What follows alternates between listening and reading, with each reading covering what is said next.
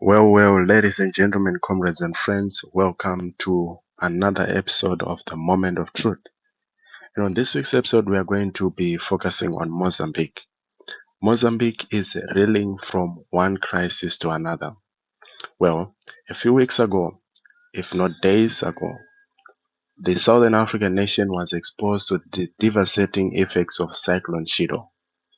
According to one report by UNICEF, at least 90,000 children were impacted by the same cyclone. As for the death toll, AFP reported that the death toll had risen to 94 based on the latest data from Mozambique's disaster management agency.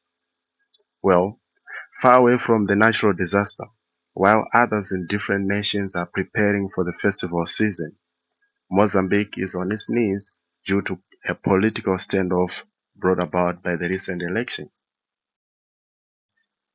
Mozambique's constitutional court on Monday upheld the disputed victory of ruling party Frelimo for the shambolic October 2024 election.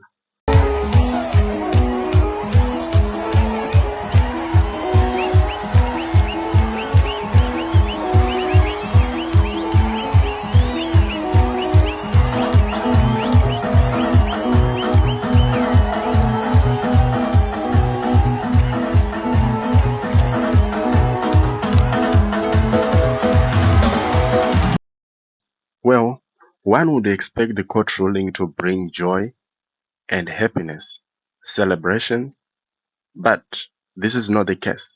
The court ruling has actually sparked further massive protests by opposition groups who say the vote was rigged.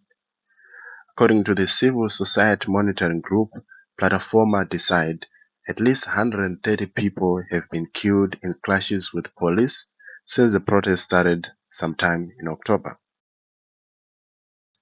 The controversial ruling saw Frelimo's Daniel Chapo being confirmed as the president-elect ahead of rival Venancio Motlane in the race to succeed outgoing Mozambican President Filipe Nyusi of the Frelimo party.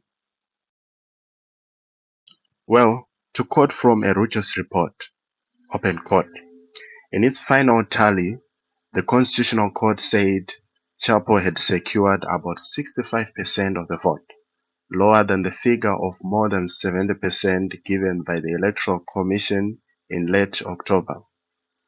It also gave Frelimo fewer seats in the parliament than the Commission did, without explaining why it made those changes. Close quote. On the other hand, Venancio Motlane was allocated 24% of the vote by the court. Motlane remains adamant that he won the elections, which European observers have declared not free and fair, while the SADC has endorsed the elections, with current chair, Zimbabwe's President Emmerson Mnangagwa, congratulating Chapo even before the final announcement of results by the Electoral Commission. Comrades, I wish to congratulate our sister revolutionary party Frelimo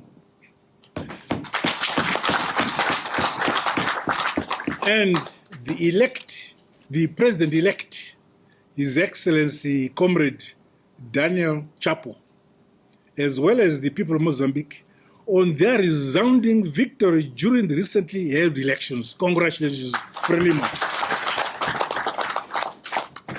ZANU-PF stands ready to cement the long-existing revolutionary unity between our two parties and our two countries. Back to the protest in Mozambique, disgruntled citizens have resorted to burning of tires and looting, with even the police reportedly joining in the looting. Pessoal, vê lá os homens da UIR, estás a ver? Os homens da UIR,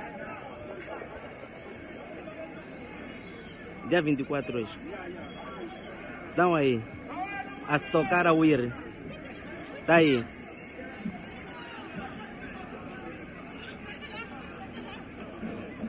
Mahindra aqui espancado.